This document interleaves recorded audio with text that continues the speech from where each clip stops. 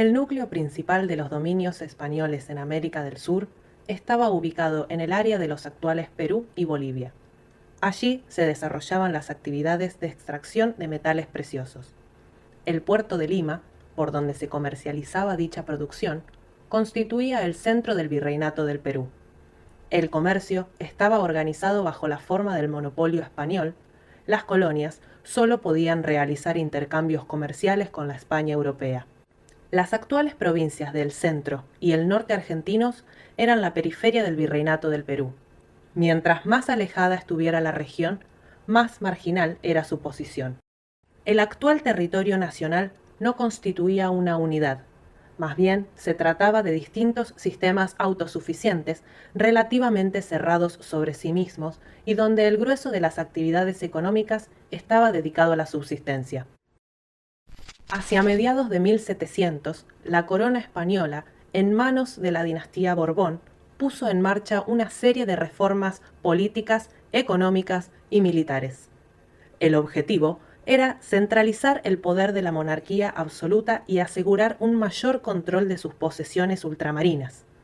Entre las reformas se encontraban la creación del Virreinato del Río de la Plata en 1776, con capital en Buenos Aires, y el Reglamento de Comercio Libre de 1778. El reglamento habilitó a los puertos de Buenos Aires y Montevideo a comercializar con los puertos españoles. A razón de ello, familias de la España peninsular, fundamentalmente establecidas en Cádiz, abrieron casas comerciales en los nuevos puertos americanos. En 1795, una nueva medida de comercio libre autorizó el comercio entre las colonias, lo que generó que la producción exportable de las distintas regiones se volcara al puerto de Buenos Aires y desde allí a la España peninsular. A pesar de las modificaciones que los Borbones realizaron sobre el sistema comercial, permanecía el monopolio español sobre el intercambio. Dichas reformas sentaron las bases para la consolidación de un polo de exportación y comercio en la ciudad de Buenos Aires, alrededor del cual se fue conformando una importante economía mercantil. La nueva situación favoreció la ligazón entre Buenos Aires y las zonas de la pampa húmeda y del litoral con el mercado mundial.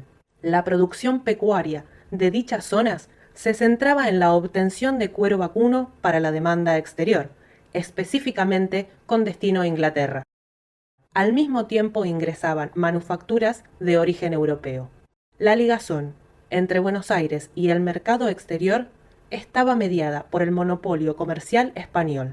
La agricultura era mayoritariamente una actividad de subsistencia. La formación económica imperante en el Río de la Plata puede calificarse como precapitalista. La creación del Virreinato del Río de la Plata en 1776 buscaba el fortalecimiento de la defensa militar sobre los puntos más endebles. La intención era frenar la expansión portuguesa sobre el Atlántico Sur.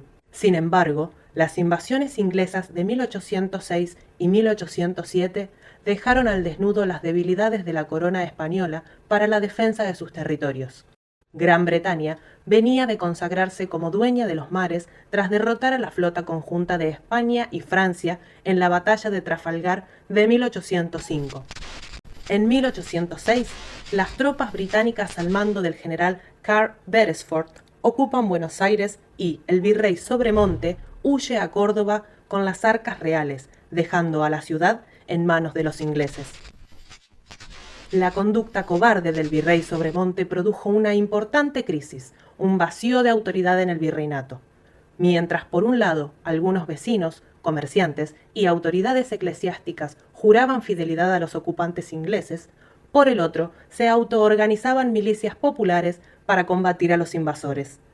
Al mando de la organización de las tropas estuvieron Santiago de Liniers, Juan Martín de Pueyrredón y Martín de Álzaga, quien era alcalde del Cabildo de Buenos Aires y a su vez importante comerciante.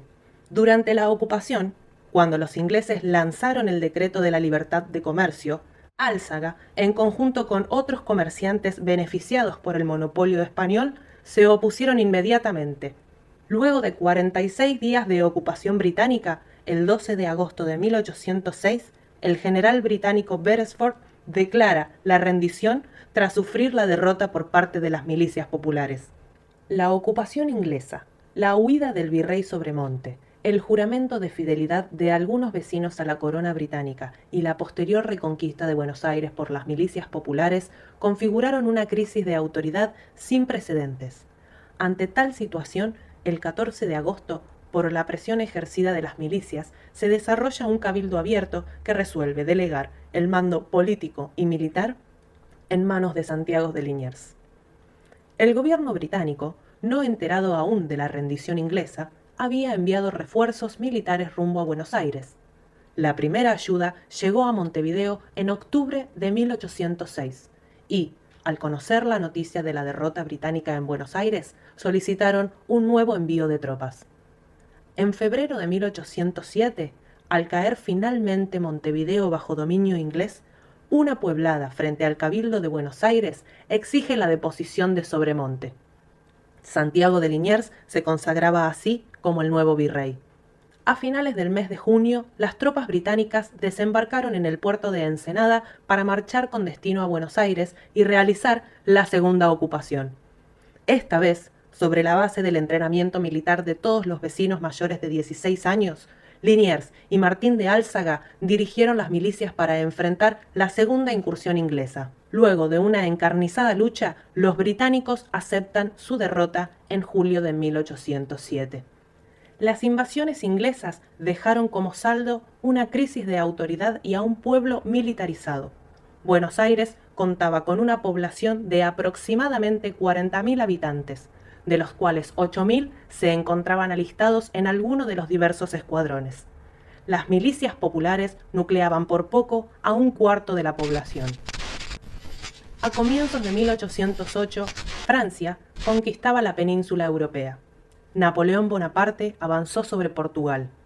Ante ello, el rey Juan VI de Portugal, con su esposa, la infanta Carlota Joaquina de Borbón, huyeron a la América portuguesa y se refugiaron en Río de Janeiro. Carlota Joaquina de Borbón era la hija del rey de España Carlos IV y hermana del futuro monarca Fernando VII. La monarquía española, aliada de Francia, permitió a las tropas de Napoleón el paso por su territorio en dirección a Portugal. Napoleón Bonaparte aprovechó la situación y España se transformó de monarquía aliada a territorio ocupado por los franceses.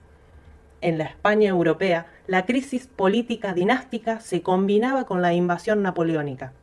En marzo de 1808, el motín de Aranjuez obligó al rey de España Carlos IV a abdicar en favor de su hijo Fernando VII. 2 meses más tarde, a consecuencia de la ocupación francesa, en la ciudad de Bayona, se producen nuevamente las abdicaciones y José de Bonaparte, hermano de Napoleón Bonaparte, se consagró al mando de la corona española. Fernando VII fue tomado prisionero y el trono quedó en manos de un rey francés. Desde los tiempos de la conquista de América, España se expandía reafirmando el régimen feudal en la península. El imperio español, tomado en su conjunto, no avanzó en dirección capitalista, no dio lugar a relaciones sociales de tipo capital-trabajo ni a la industrialización de la economía. El oro y la plata robados de América fueron utilizados para la compra de manufacturas producidas por las economías europeas en vías de desarrollo capitalista y para sostener el despilfarro de la realeza, la nobleza y la jerarquía clerical. Mientras tanto, el pueblo de la España europea y el de las colonias se hundían en la miseria. Si a tal situación se le añade la creciente suma de poder por parte de la monarquía absolutista y el monopolio español del comercio, no puede obtenerse otro resultado más que un enorme caudal de contradicciones sin otra posibilidad de solución que la guerra revolucionaria. La ocupación de Napoleón Bonaparte sobre España actuó como desencadenante.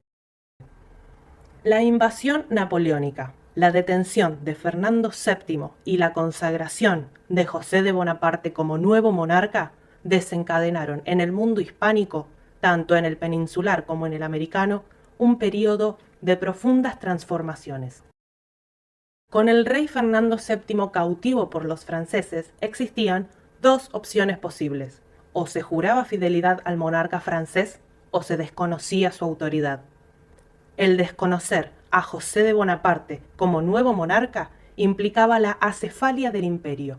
Entonces, las funciones de gobierno, ¿sobre quién residirían estando Fernando VII cautivo? Nadie tenía la potestad de heredar el poder de un rey que no estaba muerto, sino que se encontraba vivo, aunque capturado. Tal situación era una contradicción jurídica inédita. La infanta Carlota Joaquina de Borbón inició las tratativas para ser reconocida como regente de los dominios españoles. La opción carlotista fue barajada por algunos sectores en el Río de la Plata. Cuando comenzó la invasión napoleónica, Manuel Belgrano vio con buenos ojos tal posibilidad. En la España europea proliferaron espontáneamente una multiplicidad de juntas locales de vecinos que asumieron interinamente atribuciones y funciones de gobierno. Las juntas, en nombre del rey, se adjudicaban el poder provisoriamente mientras dure la ausencia de Fernando VII. Sobre la base de tal movimiento se conformó en la península la Junta Central Gubernativa del Reino. La Junta Central Gubernativa Peninsular designó a Baltasar Hidalgo de Cisneros como virrey del Río de la Plata, quien reemplazó a Santiago Liniers. El movimiento juntista de la España europea tuvo correlato en América. En la zona norte del virreinato del Río de la Plata, en el actual territorio boliviano, se produjo la rebelión de Chuquisaca en el mes de mayo. El movimiento rebelde iniciado en Chuquisaca se extendió en el mes de julio a La Paz. La represión fue desarrollada en conjunto por los virreyes del Perú y del Río de la Plata. A las alteraciones comerciales producidas por la invasión napoleónica en la península, se le sumaba ahora la interrupción del flujo de metales altoperuanos con destino a Buenos Aires a causa de los sucesos del norte rebelde. Ambas situaciones generaron una parálisis económica comercial en el virreinato del Río de la Plata. Ante este marco, los hacendados del litoral reclamaban la autorización para comerciar con los ingleses. Mariano Moreno elaboró la representación de los hacendados para defender el principio del comercio libre. Los que se opusieron a los intereses de los productores locales fueron los comerciantes monopolistas españoles. Más allá de los principios expuestos por Mariano Moreno, fue la imposición de las circunstancias lo que obligó al virrey Cisneros a fisurar el monopolio español del comercio, autorizando el tráfico externo con los ingleses. Para comienzos de 1810, las tropas napoleónicas avanzaron sobre la parte sur de la España europea, motivo por el cual la Junta de Gobierno se trasladó de Sevilla a Cádiz. La Junta fue disuelta y en su lugar emergió el Consejo de Regencia. Las noticias sobre el avance francés, la disolución de la Junta y la creación del Consejo de Regencia llegaron a Buenos Aires en el mes de mayo de 1810. Manuel Belgrano, Nicolás Rodríguez Peña, Mariano Moreno, Hipólito Vieites, Juan José Castelli y Antonio Luis Beruti, en contacto con el jefe del regimiento de patricios, Cornelio Saavedra, presionaron al virrey Cisneros para que realice la convocatoria a un cabildo abierto. El 22 de mayo de 1810 se produjo el cabildo abierto que votó la deposición de Cisneros como virrey. La Junta Central Peninsular, que lo había designado en su función, ya se encontraba disuelta, razón por la cual no era un virrey legítimo. A su vez, los presentes resolvieron que el Cabildo de Buenos Aires asuma el mando como gobernador, quedando a cargo de la conformación inmediata de una junta de gobierno. El 25 de mayo, la Plaza de la Victoria, actual Plaza de Mayo, amaneció rodeada de grupos armados a las órdenes de French y Beruti, dispuestos a enfrentarse por la fuerza a Cisneros, al regimiento de patricios y al mismo Saavedra, quien había propuesto el 22 de mayo a Cisneros como presidente de la futura junta. La primera junta provisional de gobierno quedó presidida por Cornelio Saavedra. Los secretarios fueron Mariano Moreno y Juan José Paso, y como vocales Manuel Belgrano, Juan José Castelli, Miguel de Ascuénaga, Manuel Alberti, Domingo Mateu y Juan Larrea. La primera junta gubernativa asumía las funciones de gobierno, hacienda y guerra, jurando fidelidad a Fernando VII, pero desconociendo enteramente al Consejo de Regencia Peninsular, que la Junta de Gobierno porteña se adjudique la custodia de las prerrogativas del rey cautivo y que, en nombre de Fernando VII, tome sus facultades provisionalmente, es un hecho claramente revolucionario. La revolución debía abrirse paso, así que inmediatamente se impulsaron las expediciones armadas para garantizar que las distintas jurisdicciones virreinales confirmaran obediencia a la nueva Junta de Gobierno. Al mismo tiempo, se convocó a que cada cabildo realizara la elección de sus diputados representantes. La expansión de la revolución se realizó en dos campañas militares, la del norte, al mando de Juan José Castelli, y la del este, liderada por Manuel Belgrano. La primera resistencia de acatamiento a la nueva Junta de Gobierno se produjo en Córdoba y fue encabezada por el gobernador Gutiérrez de la Concha y Santiago de Liniers, el mismo que había liderado las milicias populares durante las invasiones inglesas y posterior virrey del Río de la Plata. Por desconocer la primera Junta de Gobierno y por haber jurado fidelidad al Consejo de Regencia Peninsular, ambos fueron fusilados por Castelli a pedido del secretario de la Junta, Mariano Moreno. Pero no todas fueron victorias. La revolución se topó con algunos límites en su expansión y sufrió algunas derrotas importantes. A fines de julio de 1810, el Cabildo Abierto de Asunción había jurado fidelidad al Consejo de Regencia Peninsular. La expedición militar al mando de Manuel Belgrano fue vencida en Paraguay. A causa de la derrota militar, quedaba de esta manera la provincia de Paraguay como entidad independiente de la Junta erigida en Buenos Aires. Para finales de 1810 se hicieron explícitas las diferencias al interior de la primera Junta de Gobierno. La inicial contradicción del proceso revolucionario se dio entre aquellos que apostaban a cambiar de raíz la sociedad virreinal y los que querían tocar lo menos posible la estructura social de la colonia. El ala radical de la Junta fue encabezada por el secretario Mariano Moreno, quien sostuvo que el conjunto de los diputados electos debían conformar un Congreso Constituyente que dictamine Constitución. En oposición a Mariano Moreno se encontraba el presidente de la Junta, Cornelio Saavedra, quien impulsó la conformación de una Junta ampliada de gobierno. Saavedra encarnaba el conservadurismo, debido a que su perspectiva de gobierno implicaba mantenerse dentro del orden monárquico español, mientras que la posición de Mariano Moreno de dictar constitución abría la puerta para la emancipación total. La perspectiva liberal republicana de Moreno y su confrontación con Saavedra fue plasmada en el célebre decreto de supresión de honores. Este recortaba atribuciones que el presidente de la Junta heredaba del depuesto virrey, entre ellas la del Comando Supremo Militar, para transferirla al Pleno de la Junta de Gobierno. El tradicionalismo de Saavedra logró imponerse y, para el mes de diciembre de 1810, quedó conformada la Junta Grande de Gobierno. La incorporación de los diputados del interior, mayoritariamente de filiación saavedrista a la Junta Grande, volcó la balanza para el lado del conservadurismo. Mariano Moreno fue desplazado y enviado a una misión diplomática rumbo a Gran Bretaña, en cuyo viaje se produjo su deceso.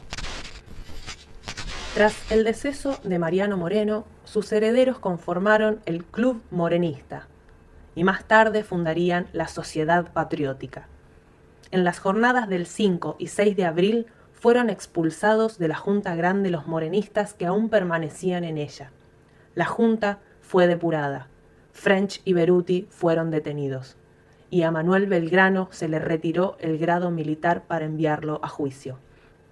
Tiempo más tarde, al regreso de la expedición al norte, es apresado Juan José Castelli. En mayo de 1811, Juan José Castelli, al mando del Ejército del Norte, anunció en Tiahuanaco el fin de la servidumbre, otorgando derechos sociales y políticos a las comunidades originarias. Se los consideraba hombres libres. La concepción morenista de la revolución pregonaba el principio de igualdad entre los hombres. La liberación proclamada, convalidada también por Monteagudo, además de estar sostenida por un principio político, buscaba a su vez generar los refuerzos necesarios para un ejército carente de hombres y recursos. La importancia estratégica hacia el norte andino respondía a la necesidad de contener a las fuerzas realistas. En noviembre de 1810 se había librado la batalla de Suipacha, considerada la primer victoria de la guerra por la independencia. Comandada por Balcarce y Castelli, ejerció enorme influencia en los posteriores levantamientos de Potosí, Chuquisaca y La Paz. La derrota militar sufrida en el frente norte en Huaqui, Bolivia, minó el prestigio de la Junta Grande, razón por la cual en septiembre de 1811 Saavedra fue destituido. Tras unos meses de convivencia conjunta, el primer triunvirato de gobierno resolvió la disolución de la Junta Grande. Este primer triunvirato de gobierno es de carácter moderado.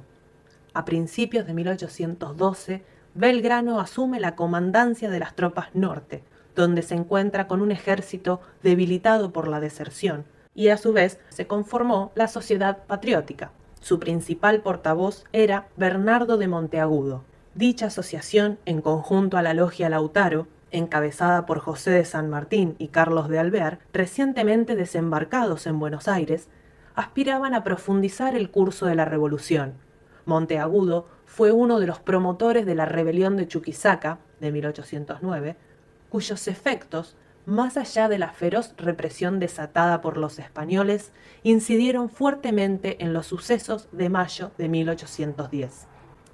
En julio de 1812 se produce la conjuración realista liderada por Martín de Álzaga, quien había sido líder en defensa contra las invasiones inglesas. No cabía lugar para gobiernos tibios ni moderados. La revolución debía radicalizarse. En el frente norte, Manuel Belgrano desoyó las instrucciones del triunvirato de retirarse hacia Córdoba y en Tucumán le asestó una importante derrota a las fuerzas realistas. En octubre, un alzamiento revolucionario liderado por la Sociedad Patriótica y la Logia Lautaro disolvió el primer triunvirato y conformó un segundo triunvirato de gobierno afín a la revolución. Este estuvo integrado por Antonio Álvarez Jonte, Juan José Paso y Nicolás Rodríguez Peña.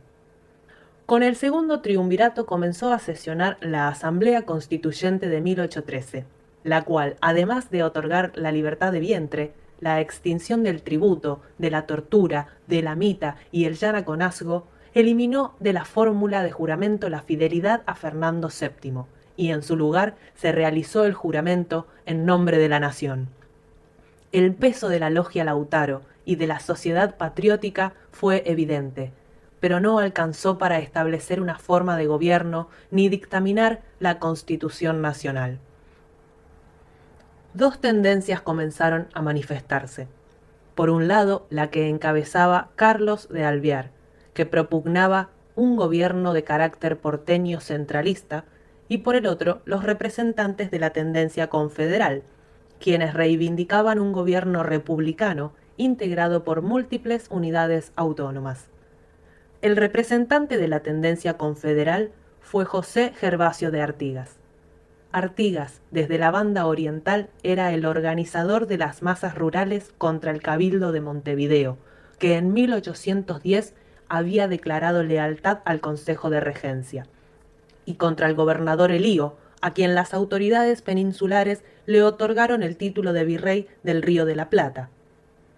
El triunfo en 1811 de las tropas artiguistas sobre los realistas en la Batalla de las Piedras dejó muy debilitado a Elío. El posterior armisticio, firmado por la Junta de Buenos Aires con el gobernador español, le dio oxígeno, pero motivó el enojo de Artigas, que ya venía marcando diferencias respecto de la forma de gobierno y a la centralización aduanera en la capital porteña. La asamblea del año 13 terminó excluyendo a los diputados de la banda oriental, alegando cuestiones formales. Artigas comenzó a expandir su influencia sobre Santa Fe, Corrientes, Entre Ríos, Misiones y Córdoba. La causa anticolonialista unificaba al conjunto de sectores sociales y regiones del otrora virreinato del Río de la Plata. Paralelamente, se fueron expresando otras disputas menores, que luego serían principales, propias de cada lugar, producto del tironeo en un mercado que se movía entre los residuos de la explotación minera y servicios ligados a la metrópoli española por un lado, y la avanzada que suponía el libre comercio impulsado por los ingleses con sus manufacturas por el otro. La ruptura del monopolio colonial promovía la organización de nuevos sectores sociales en disputa respecto al programa que debía implementarse como base post-independencia. Las diferencias menores crecieron y pasaron a ser determinantes, incluso entre líderes de la patria grande, resueltas muchas veces con actos de fuerza. De allí que patriotas como Artigas, con influencia sobre Santa Fe, Córdoba, Entre Ríos y Corrientes, no participaran del Congreso de Tucumán, tanto como Gaspar Francia de Paraguay, indiferente al mismo. Ambos, por distintas razones, expresaban una tendencia opuesta al hegemonismo del centralismo portuario, a la vez que participaban de ideas comunes respecto a la entrega de tierras, impulso a la industria y a la protección de su comercio interno. Programa de izquierda entonces, cuyos antecedentes ya figuran en el plan de operaciones de Moreno, en los escritos de Belgrano, de San Martín y otros revolucionarios. Luego de las victorias del Ejército del Norte en Salta y la defensa de las costas del río Paraná por el general San Martín en la batalla de San Lorenzo, la expansión de la revolución comenzó a trastabillar. Para finales de 1813, el Ejército del Norte sufrió las importantes derrotas de Vilcapugio y Ayohuma. En 1814 se conforma el Directorio, el cual impuso la centralidad de los intereses porteños sobre el de las provincias. El interior soportaba los costos de las guerras de liberación, su producción no podía competir con la manufactura británica y no recibía ingresos por las rentas aduaneras, motivo suficiente para encrespar los ánimos de los caudillos provinciales. Mientras tanto, en Europa los vientos cambiaron de rumbo y se producía la restauración absolutista. Tras la derrota de los franceses, Fernando VII volvió al trono, y con su regreso se pronunciaron los avances de las fuerzas realistas en toda América. Las tareas de resistencia llevadas a cabo por las guerrillas de Martín de Güemes y las milicias de Juana Azurduy para contener el avance realista por la zona norte proveniente del Alto Perú fueron decisivas para la futura victoria definitiva contra las tropas realistas. El caudillo salteño ocupó un lugar central en la estrategia sanmartiniana, impidiendo la contraofensiva española por el norte, mientras se alistaban las tropas en Mendoza con el posterior cruce de los Andes, liberar Chile y luego Perú. El aire conservador absolutista impuesto en Europa, luego de la derrota de Napoleón, hizo difícil pensar en el reconocimiento, por parte de las potencias, de una forma de gobierno republicana. Por ese entonces, la única experiencia de república democrática era la de Estados Unidos. Las victorias militares de los realistas en Sudamérica y la avanzada absolutista en Europa hacían que la propuesta monárquica reocupen espacios. En el Río de la Plata se evaluaba la posibilidad de instaurar, como forma de gobierno, una monarquía constitucional. Ante dichas circunstancias, la propuesta de Belgrano, compartida por San Martín y por Martín de Güemes, de coronar a un monarca inca respondía a la necesidad de legitimar el camino de independencia de los reyes de España, como la de comprometer el apoyo de los pueblos originarios en América del Sur, pensando en la patria grande y no solo para el Río de la Plata. Fue conocido como el Plan del Inca y el candidato sería Juan Bautista Tupac Amaru, perteneciente a la rama de Gabriel Condorcanqui Tupac Amaru II, jefe del levantamiento en 1780. Se planteó en el Congreso de Tucumán, sin aceptación principalmente por parte de los delegados de Buenos Aires, y luego se diluyó. El 9 de julio de 1816, el Congreso Constituyente reunido en Tucumán declaró la independencia de las Provincias Unidas de Sudamérica de la dominación española y de toda otra dominación extranjera. Esta última frase, de toda otra dominación extranjera, fue incluida 10 días después, ante la posibilidad cierta de que la invasión a Uruguay en febrero por parte de la corona portuguesa con sede en Brasil se extendiera hacia Buenos Aires, una forma de cubrirse también del merodeo permanente de Inglaterra. La Asamblea del año 13 y el Congreso Constituyente de 1816 consagraron importantes reformas liberales. La expulsión definitiva del colonialismo español fue conseguida a sangre y fuego, luego de que sucesivas batallas coronadas con el desafiante cruce de los Andes diseñado por el general San Martín le puso el sello de la victoria. El gran mérito de la Revolución de Mayo de 1810 y la posterior victoria de la Guerra de la Independencia fue el de terminar con el dominio colonial español e introducir una serie de importantes reformas democráticas y anticolonialistas. Los esfuerzos del ala jacobina por profundizar este proceso en dirección a una revolución democrática burguesa encontraron un obstáculo en las herencias del viejo régimen colonial y sus socios locales.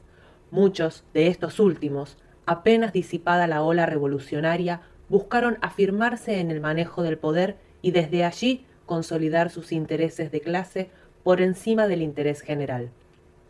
La primera fase de la revolución anticolonialista culminó victoriosamente. No así la segunda, caracterizada por las luchas internas de intereses diversos, en donde la heredad de la tierra confiscada por la revolución a la corona española, en lugar de ser atributos de los nacientes estados, fue objeto de repartijas entre estancieros y comerciantes con todos sus enseres, dando lugar a la conformación posterior de actuales grupos de clase dominantes. Es necesario recuperar el pasado a la luz de los intereses y de la lucha de clases que requieren las tareas del presente. Dichas tareas incumplidas del proceso iniciado en 1810, sobre todo en su contenido democrático y popular, y en lo que respecta a la liberación del imperialismo actual, continúan vigentes. Retomamos las banderas de aquella gesta emancipadora y de los sectores jacobinos de la Revolución, la lucha de Moreno, de Vieites, Castelli, French, Beruti, Belgrano, Monteagudo, Artigas, Güemes, Juan Azurduy y San Martín viven en la necesidad actual de imponer un gobierno revolucionario que aplique un programa político democrático y antiimperialista, de nacionalización de la banca, el comercio exterior y los recursos estratégicos, junto al no pago de la deuda externa, para terminar con la dependencia, establecer la liberación de nuestro pueblo y realizar la marcha al socialismo.